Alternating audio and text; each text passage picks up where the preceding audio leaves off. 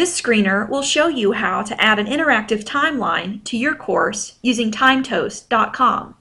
You'll see here that I have created a quick mock course. I can hover over information or over milestones to view information, and I can also click on a milestone to view it in an enlarged view. I also have left and right brackets that I could click on to view information that's outside of my timeline view. Let's see how I created this. First, you'll go to timetoast.com and sign up. It's free. And then after signing up, you'll click Add a New Timeline. And so I'll show you one here that I've already published, just so you can see how easy it is to add events. There's an Add Event button, and you just keep clicking that. You can put in pictures, hyperlinks, information, and also dates.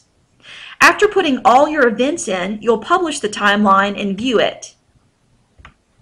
So I'll go back to your timelines. Notice I've got one public timeline, and I'll click View. On the View screen, there's an embed/share link. We'll click that, and we get some embed code, and this is what I'm going to copy, and then I'm going to insert this in as a web object on my PowerPoint. So back over to my PowerPoint slides. What I'll do is on the Articulate tab, I'll click Web Object, and then in the address, I'm just going to paste that entire embed code, but we're going to take a lot of it out. So the only thing I'm going to leave is the actual URL for the embed code. So I'm going to delete everything except for it starts with HTTP. We're going to leave that in. And then I'm going to go over a little bit to look for the end of this URL. The end of the URL is where the quote ends here.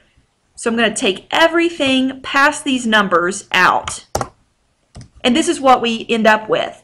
We end up with HTTP, timetoast.com, flash, timeline viewer, .swf, past timelines, and then some numbers.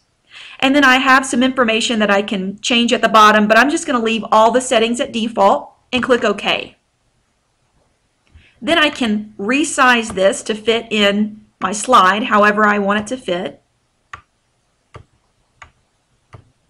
Okay, and let's go ahead and preview this.